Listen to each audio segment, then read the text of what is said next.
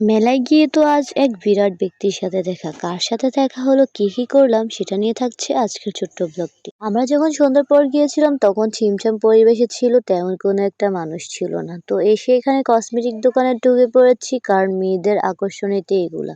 তো ঢুকে এখানে দেখছিলাম কি আইটেম, কি জিনিস ছিল। এখানে অনেক সুন্দর সুন্দর চুড়ি ছিল। চুড়ি মানে হচ্ছে মেয়েদের ইমোশন।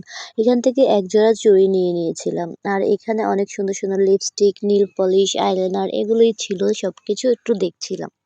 আর এই যে এখানে এই কাঁকড়াটা আমার থেকে অনেকটা ইউনিক লেগেছে আর খুব সুন্দরও ছিল, কিন্তু আমি নেইনি, কারণ আমি কাঁকড়া মাথায় দিতে পারি না, আমার মাথা ব্যথা করে।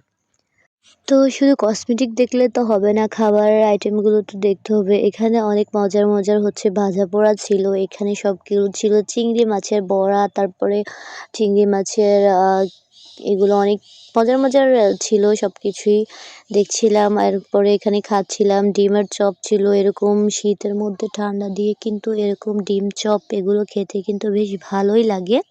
তো এখান থেকেই অনেকগুলো খেয়েছিলাম। খেয়ে হচ্ছে যে এই নৌকাটা দেখে আমার উঠতে মন চাচ্ছিল, একদম মনটা বাচ্চা বাচ্চা হয়ে গেছে। তো এখন হচ্ছে আমরা এই নৌকাটার মধ্যে উঠেছি। এটার মধ্যে উঠলে অনেকটা ভয় করে। তো আবার চলে আসলাম খাওয়ার জন্য। এখানে হালিম ছিল, হালিমটা অনেক মজা ছিল, চটপটিও খেয়েছি, সেটা ভিডিও করতে মনে নেই।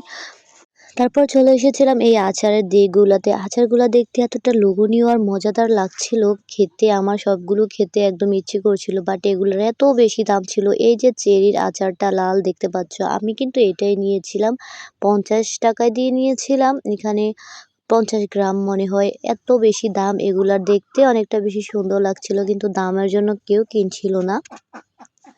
আর এই যে এখন আমরা আবার একটু বাইরের দিকে ঘোরাঘুরি করব।